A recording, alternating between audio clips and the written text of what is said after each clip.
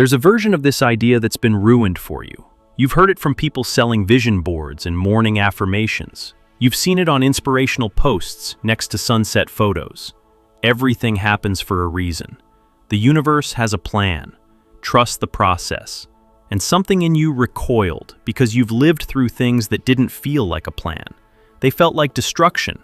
They felt like the ground opening beneath you while everyone watched. So when I tell you that Carl Jung arrived at a version of this same idea, that something in your life is organizing itself toward a destination you can't see yet, I understand the resistance. I'd resist it too if I hadn't seen what Jung actually meant. Because what Jung discovered has almost nothing in common with the motivational poster version. His version is darker, stranger, more honest about pain, and far more useful than anything the self-help industry has produced, because it doesn't require you to pretend that suffering is beautiful. It just asks you to consider that your psyche might be smarter than your conscious mind. Jung spent over 40 years watching people fall apart, watching marriages collapse, careers implode, identities dissolve. He sat with patients in the rubble of their lives, people who had lost everything they thought defined them. And he noticed something that nobody else in psychiatry was paying attention to. The destruction had a pattern. The falling apart had a direction. The things that broke always seemed to be the things that needed breaking, and what emerged from the wreckage, given enough time and honest work, was almost always closer to who that person actually was. Today, I'm going to walk you through what Jung really discovered about the hidden intelligence operating beneath your conscious life, why the worst periods you've survived may have been doing something you couldn't recognize at the time, and how understanding this changes the way you relate to everything, your past, your present, and the strange, uncertain territory ahead. Jung didn't believe in cheerful fate. He wasn't sitting in his study in Kuznach telling patients that their suffering was a gift. He was a psychiatrist who'd worked in a psychiatric hospital, who'd treated psychosis, who'd watched people genuinely shatter. He knew what real breakdown looked like, and he had no patience for spiritual platitudes that dressed up pain in pretty language. But he kept observing something he couldn't ignore. The psyche had a direction. It was moving somewhere. And the crises that derailed people's conscious plans often, uncomfortably often, turned out to be corrections, course adjustments made by something deeper than the ego, something that seemed to have a longer view of who this person was supposed to become.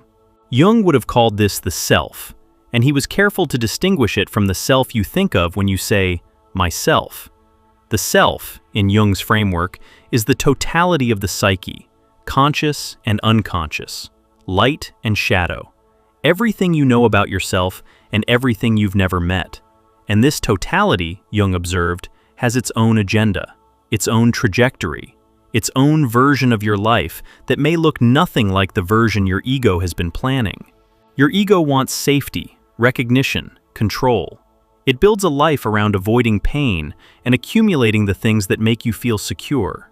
There's nothing wrong with this. It's how humans survive. But the self wants something else entirely. The self wants wholeness, and wholeness requires incorporating everything, including the parts of you that your ego rejected, the experiences your conscious mind categorized as failures, the qualities you buried because someone taught you they were unacceptable. This is where the tension lives. Your ego has a 5-year plan. Your self has a lifetime trajectory. And when those two agendas conflict, which they inevitably do, the result feels like your life is falling apart. Because from the ego's perspective, it is. The career that gave you status but starved your soul? The relationship that looked perfect but required you to perform a version of yourself that was slowly killing you? The identity you'd constructed so carefully that you forgot it was a construction. The self will dismantle all of it, and the dismantling feels like catastrophe. Jung documented this dynamic over decades. A businessman who lost everything in a financial collapse, and in the aftermath discovered creative capacities he'd buried since childhood. A woman whose marriage ended in betrayal, who, through the grief, reconnected with a sense of independence she'd surrendered at 19. A scholar whose intellectual framework collapsed under the weight of an experience he couldn't explain, who was forced to develop an entirely new relationship with the irrational, the mystical, the parts of existence that logic can't contain. In each case, the person would have told you, in the middle of it, that their life was being destroyed. And they would have been right. Something was being destroyed.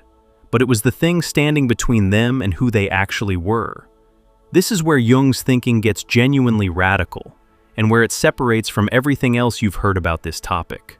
Most spiritual frameworks tell you that suffering has meaning because some external force, God, the universe, fate, is directing your life toward a purpose. Jung wasn't saying that. He was saying something weirder and, honestly, harder to sit with. He was saying the intelligence is inside you. Your own psyche is the thing orchestrating the destruction and the rebuilding. Your own unconscious is the architect, and it's been drawing blueprints since before you were old enough to know your own name. Jung observed that the unconscious operates on a compensatory principle.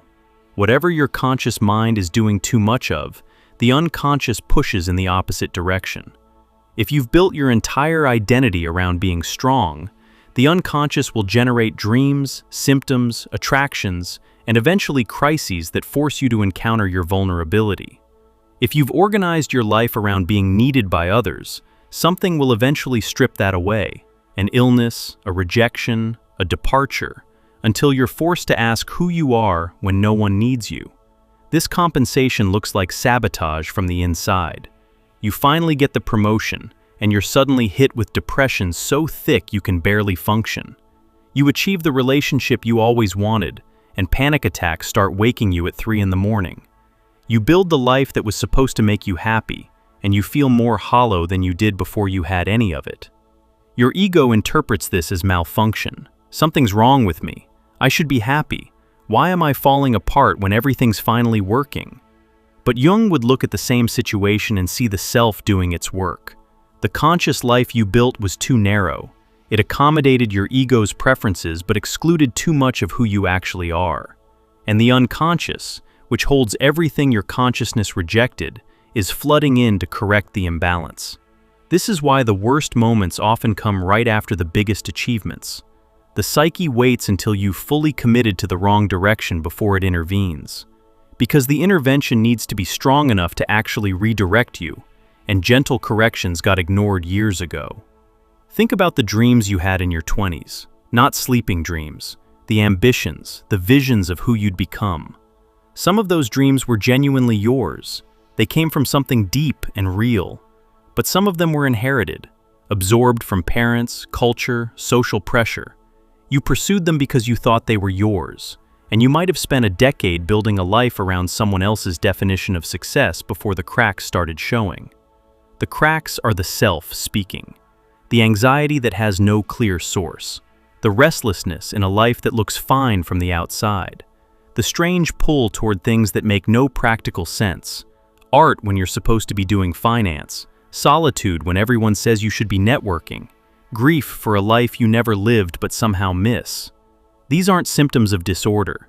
They're symptoms of the self trying to get your attention through the only channel available to it: disruption. Jung had a word for the meaningful coincidences that cluster around these turning points. He called it synchronicity, events connected by meaning rather than cause. You're thinking about changing your life, and a book falls off a shelf with the exact passage you needed. You finally admit something to yourself, and within days, a person appears who reflects that truth back to you. You surrender a plan you'd been gripping for years, and something opens that couldn't have opened while you were holding on so tightly. The rational mind hates synchronicity because it can't be measured or replicated. But Jung wasn't interested in proving it to skeptics. He was interested in what happened when people paid attention to it. And what he found was that synchronicities increased during periods of intense psychological change, during the exact moments when someone's conscious mind was losing its grip on the old story and a new one was trying to emerge. He described it as the inner and outer worlds briefly aligning. The psychological transformation happening inside you creates a kind of resonance with events in the external world. You change internally, and the external world seems to rearrange to match. Jung was careful to say this wasn't magic. He thought something deeper was operating, a layer of reality where psyche and matter aren't as separate as we assume. Whether or not you buy the metaphysics, the practical observation holds.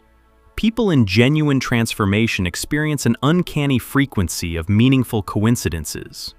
Doors close and others open with timing that feels authored, and the more honestly someone engages with their own psychological process, shadow work, individuation, genuine self-confrontation, the more these coincidences seem to multiply, which raises an uncomfortable question. If you're not experiencing any of this, if your life feels flat and mechanical and devoid of meaning, is it possible that you've been refusing the transformation?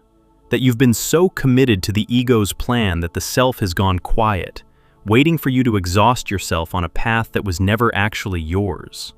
Here's the part that requires honesty, and where the gentle version of this message becomes insufficient. Jung didn't just say the psyche moves toward wholeness. He said the psyche will use whatever it takes to get you there, including the things that feel like punishment. If you're carrying a wound you refuse to look at, the psyche will arrange your life to put that wound directly in your path. You'll attract people who trigger it. You'll create situations that mirror it. You'll find yourself in the same dynamic over and over, different faces, same pattern, until you finally stop blaming the external circumstances and look at what's being reflected back to you. Jung called this the repetition compulsion, long before it became a clinical buzzword. But he understood it differently than most psychologists. He saw the repetition as purposeful. The psyche keeps recreating the wound because the wound contains something you need. Some piece of yourself got trapped in that original injury, and the only way to reclaim it is to go back in, consciously, willingly, and retrieve what you lost. The woman who keeps choosing emotionally unavailable partners isn't stupid. She's being drawn back to the scene of an original absence. A parent who couldn't show up, a childhood where love was always almost but never quite there. Her psyche keeps putting her in that dynamic because somewhere in that dynamic is the piece she needs, the ability to recognize her own worth independent of whether someone else can mirror it. Until she retrieves that piece, the pattern continues. After she does, the pattern breaks, and she's free in a way that someone who never had that wound will never understand, because she earned that freedom through confrontation, through the willingness to face what kept recurring. This is what Jung meant when he said everything is working in your favor, and it's a far cry from the universe wants you to be happy. The psyche wants you to be whole, and wholeness includes your wounds, your shadow, your failures, your grief. It includes every part of you that your ego tried to amputate. The process of becoming whole looks, from certain angles, like being systematically dismantled. Because you are being systematically dismantled, but only the false parts, only the constructed self, only the identity that was built to survive, but was never meant to be permanent. If you've been through something that broke the life you'd built, if you're in the middle of that right now, surrounded by wreckage, wondering what went wrong, consider the possibility that what went wrong was what needed to go wrong, that your ego's plan was too small for who you actually are, that the psyche, in its ruthless and unsentimental wisdom, is clearing ground for something your conscious mind hasn't imagined yet because it was too busy maintaining what was already there. This is where the work you've been doing on yourself starts to matter. The reflection, the willingness to look honestly at your own patterns. That's the dialogue between ego and self that Jung said makes everything possible.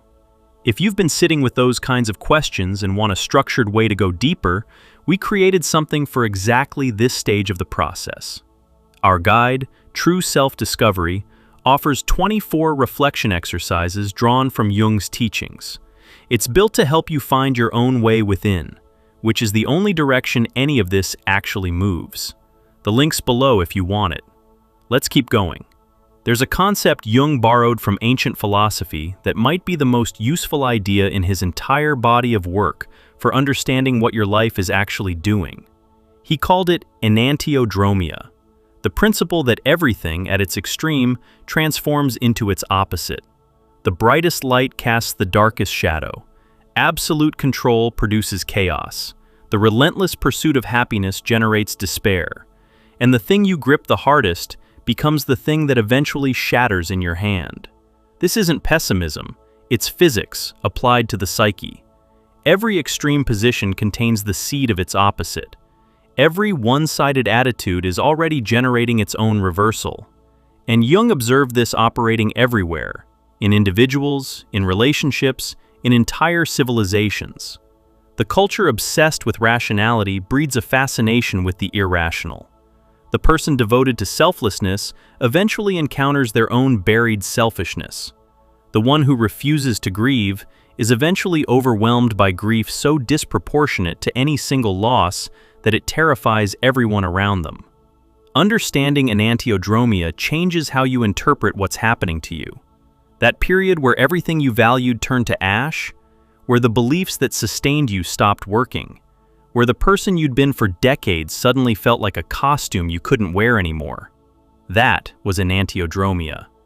Your conscious attitude had gone as far as it could in one direction, and the psyche reversed course. The reversal is brutal while you're in it, but it's doing something precise. It's restoring balance. It's reintroducing everything you excluded. It's forcing wholeness onto a consciousness that had become too narrow, too rigid, too committed to one version of reality. And here's what Jung found on the other side of these reversals. The people who came through them, who allowed the opposite to enter rather than fighting it, who let the old identity die rather than resuscitating it endlessly, these people arrived at a kind of psychological freedom that's almost impossible to describe to someone who hasn't experienced it. They became flexible where they'd been rigid, spacious where they'd been clenched, capable of holding contradictions that would have torn them apart before.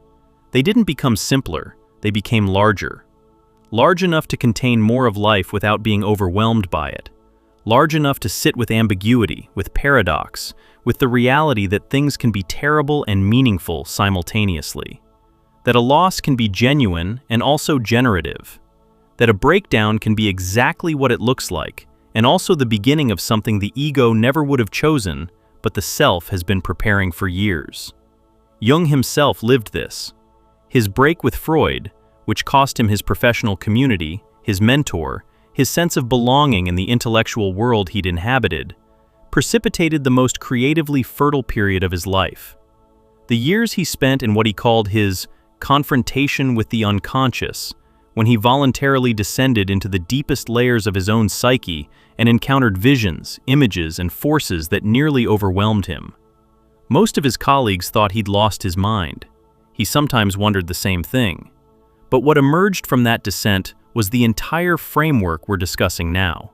The concepts of the collective unconscious, of archetypes, of individuation, of the self.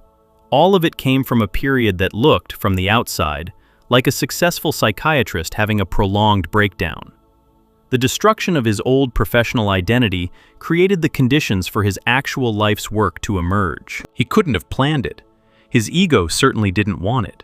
If you'd asked Jung in 1912 what he wanted, he would have said, to continue his work with Freud, to build on their shared framework, to advance within the psychoanalytic movement.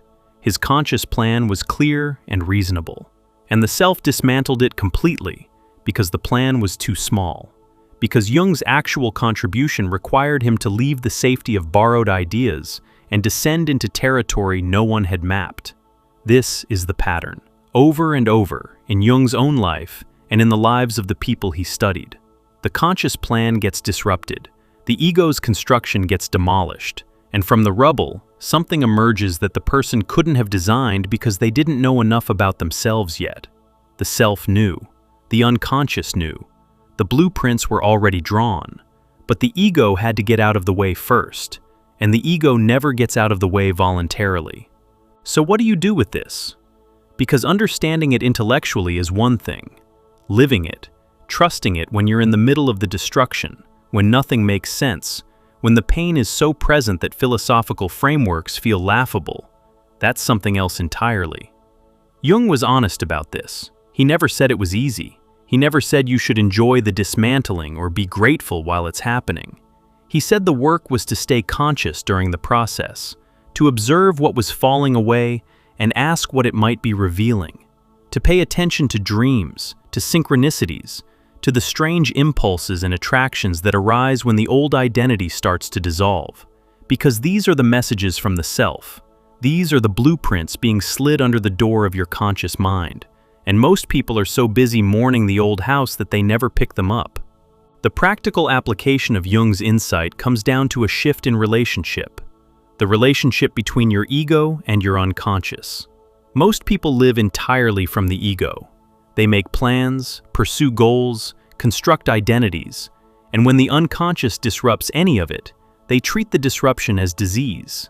Anxiety is a disorder to medicate. Depression is a malfunction to fix. A crisis is a problem to solve as quickly as possible so you can return to normal. Jung proposed something different. He proposed that these disruptions are communications. The anxiety might be telling you that the life you're living contradicts something essential in you. The depression might be the weight of an unlived life pressing down on your consciousness. The crisis might be the self finally breaking through the walls your ego built to keep it out. This doesn't mean you ignore symptoms or refuse treatment. Jung was a doctor. He believed in practical intervention when people were suffering. But he also believed that purely silencing the symptom without understanding its message was like unplugging a fire alarm without checking for fire. The symptom has information. The disruption has direction. And your job, in the Jungian framework, is to listen before you act. Listening looks like this. When something goes wrong, before you rush to fix it, sit with it. Ask what it might be pointing to. What part of your life had become too rigid? What were you avoiding? What were you performing? What did you stop being honest about? The answers won't come from your ego. Your ego is the one whose plan just failed. The answers come from the deeper layer, and they arrive in the language of the unconscious. Images, feelings, dreams, sudden inexplicable certainties, the body speaking through symptoms the mind can't explain. Jung taught his patients to engage the unconscious directly through what he called active imagination. Sitting with an image or emotion, not analyzing it but dialoguing with it, letting the dream figure speak, asking the anxiety what it wants rather than simply trying to make it stop. This practice sounds strange to people accustomed to purely rational approaches, but Jung found it extraordinarily effective because it establishes a working relationship between the two halves of the psyche. The ego learns to listen, the unconscious learns to trust, and the individuation process, the movement toward wholeness, accelerates. There's one more piece of this that matters enormously, and it's the one most people miss. Jung observed that the self doesn't just work through internal experience, it works through people, through relationships, through the specific humans who enter your life at specific moments. The friend who shows up during your darkest period and says the one thing you needed to hear. The stranger whose offhand comment unlocks something you'd been struggling with for months. The person who hurts you so precisely that the wound reveals exactly what you needed to see about yourself. Even the people who leave, especially the people who leave, often serve the individuation process in ways you can only recognize afterward. Jung called some of this projection. You encounter someone and feel an overwhelming connection, a sense that this person is extraordinary, essential, almost magical. What's actually happening, Jung said, is that you're seeing your own unlived potential reflected in them. They're carrying, in your perception, a piece of yourself that you haven't integrated yet. The intensity of the connection is the intensity of your own unrecognized capacity being mirrored back to you. This is why certain relationships feel so disproportionately significant, why losing certain people hurts beyond what the actual relationship would seem to justify. You're not just losing them, you're losing contact with the part of yourself they were carrying for you. And the grief, though real, contains an invitation to reclaim that projected piece and develop it within yourself, rather than depending on another person to embody it for you. Every significant relationship in Jung's framework is an opportunity for this kind of reclamation. The person you idealize is showing you your unlived potential. The person who infuriates you is showing you your disowned shadow. The person you can't let go of is holding something you haven't yet learned to hold for yourself. And when these relationships end, as many of them must, the ending isn't meaningless loss. It's the psyche saying, it's time to own what you've been outsourcing. This reframes everything. Every person who's passed through your life, every connection that formed and dissolved, every heartbreak and betrayal and unexpected kindness, all of it was the self, using the medium of relationship to push you toward wholeness. The people weren't incidental. They were precisely chosen by something in you that knew exactly what you needed to encounter next. Now, I want to be careful here because this is the exact point where this idea gets weaponized by people selling easy answers. Everything is working in your favor can become a way to bypass genuine pain, to slap meaning onto suffering so you don't have to actually feel it, to tell someone who's just lost everything that it's all part of the plan, as if that helps while the wound is still open. Jung would never. He sat with people's pain without rushing to explain it. He believed the meaning emerges over time, through engagement, through the slow and often agonizing process of integration. He didn't believe meaning should be imposed on suffering from the outside. He believed meaning reveals itself when you're willing to stay with the experience long enough for it to speak. So if you're in the middle of something devastating right now, I'm not asking you to smile and trust the process. I'm asking you to consider, even just as a hypothesis, something to hold lightly, that the part of you that's being destroyed might be the part that needed to go. That the ground giving way beneath you might be giving way because you were standing on something false. That the psyche, in its strange and often painful wisdom, might be clearing space for something more real than what you've been maintaining. You don't have to believe this today. You don't have to feel it. Jung himself said that meaning often only becomes visible in retrospect, when you've gained enough distance to see the shape of what happened. All you have to do, right now, is stay conscious. Pay attention. Notice what's emerging from the wreckage, even if it's small, even if it's just a flicker of something you can't name yet. Because here's what Jung found, consistently, over 4 decades of watching people break down and rebuild. The flicker is real. The thing trying to emerge is real.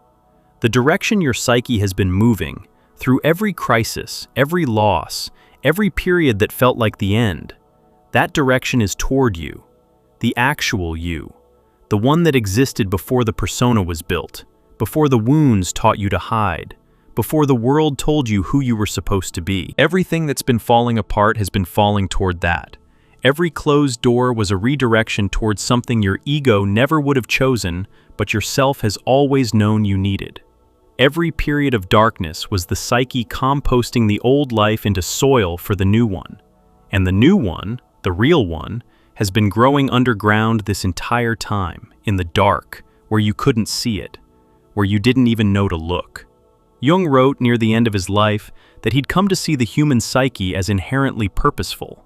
Not purposeful in the way religions describe, not directed by an external God towards some predetermined destiny. Purposeful in the way a seed is purposeful. An acorn contains an oak. It doesn't need to be told how to grow.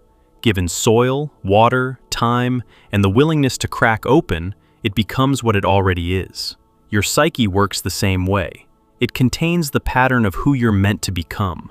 And every experience, every triumph, every failure, every stretch of ordinary days that seem to lead nowhere, has been feeding that pattern, growing it, preparing the conditions for the next emergence. The catches are real. The cost is real. Jung never pretended otherwise. Becoming who you actually are costs you who you've been pretending to be, and that pretense has been your protection for so long that releasing it feels like dying. The people who loved the performance may not love what's underneath. The life you built around the false self may not survive the arrival of the real one. These losses are genuine and they deserve grief.